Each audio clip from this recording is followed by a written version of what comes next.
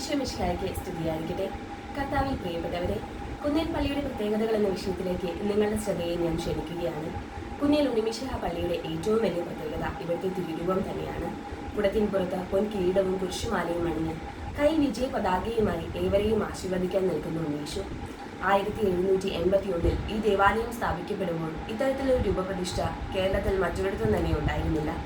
പരമ്പരാഗതമായി 3 നോമ്പ് കഴിഞ്ഞു വരുന്ന വ്യാഴാഴ്ചയാണ് ഇവിടുത്തെ പ്രധാന തിരുനാൾ. അതിനുശേഷം വരുന്ന ഞായറാഴ്ച ശിശു സമർപ്പണ ദിനമായി ആചരിക്കുന്നു. അന്നേ ദിവസം കുഞ്ഞുങ്ങളെ പ്രത്യേകമായി ഉണ്ണീശോയ്ക്ക് സമർപ്പിക്കുന്ന പ്രാർത്ഥനകളുമുണ്ട്.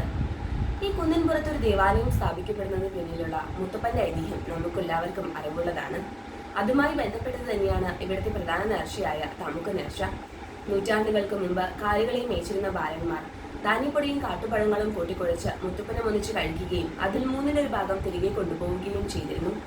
ഇന്നും ഭക്തർ തമുക്ക് കുഴച്ച് തങ്ങളുടെ ജീവിതത്തിന്റെ പരിപോഷണം കർത്താവിന്റെ അനുഗ്രഹമാണെന്ന് ഏറ്റുപറഞ്ഞ് അത് 3 ഉരുളകളാക്കി ഉണ്ണീശോയ്ക്ക് സമർപ്പിച്ച് അതിലൊരു ഭാഗം തിരികെ കൊണ്ടുപോകുന്നു.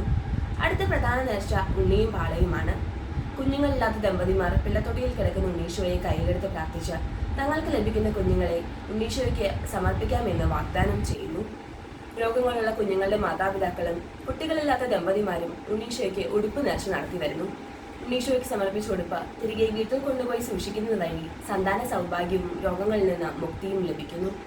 നമുക്ക് ഉണ്ണീശോയോടുള്ള പ്രത്യേകമായ സ്നേഹവും അടുപ്പവും അവിടുന്ന് നമുക്ക് നൽകിയ അനുഗ്രഹങ്ങൾക്കുള്ള നന്ദിയും ഏറ്റുപറഞ്ഞ് ഉണ്ണീശോയുടെ വിരലിൽ മോതിരം ചാർത്തുന്ന മോതിരം നേർച്ചയും ഒരു പ്രധാന വഴിപാടാണ്.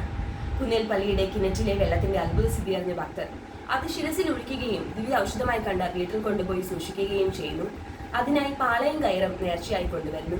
ഇതിനെല്ലാം പുറമെ നേർച്ചക്കഞ്ഞി, അമ്പെഴുന്നള്ളിപ്പ്, അടിമ എന്നീ നേർച്ചകളും കുന്നേൽ പള്ളിയിൽ നടത്തുന്നു. എന്തുകൊണ്ടാണ് ഈ മേച്ചിൽപ്പുറത്ത് ഒരു ഉണ്ണിരൂപം പ്രതീക്ഷിപ്പെട്ടത്? മറ്റേതെങ്കിലും രൂപം ആയിക്കൂടായിരുന്നോ എന്ന് ചിലപ്പോഴെല്ലാം ഞാൻ ചിന്തിക്കാറുണ്ട്. അതിനുത്തരമായി ലഭിച്ചത് പഴയൊരു ഭക്തിഗാനത്തിന്റെ ഈരടികളാണ്. കുഞ്ഞായി വന്നു പിറന്നവൻ, കുഞ്ഞുങ്ങളാകൻ പറഞ്ഞവൻ, സ്വർഗത്തിൽ ഒരു പൂന്തോട്ടം നല്ല കുഞ്ഞുങ്ങൾക്കായി തീർത്തവൻ നീ. അതെ, കുഞ്ഞായി വന്നു പിറന്ന ദേവകുമാരൻ നമ്മുടെ കുഞ്ഞുങ്ങൾക്കൊപ്പം കളിക്കാനും ആഗ്രഹിക്കുന്നുണ്ടാവാം. പിള്ളത്തൊട്ടിയിൽ കിടക്കുന്ന ഉണ്ണിരൂപത്തെ നോക്കി കളിക്കുകയും ചിരിക്കുകയും ചെയ്യുന്ന കുഞ്ഞുങ്ങൾ കുന്നേൽ പള്ളിയുടെ സ്ഥിരം കാഴ്ചയാണ്.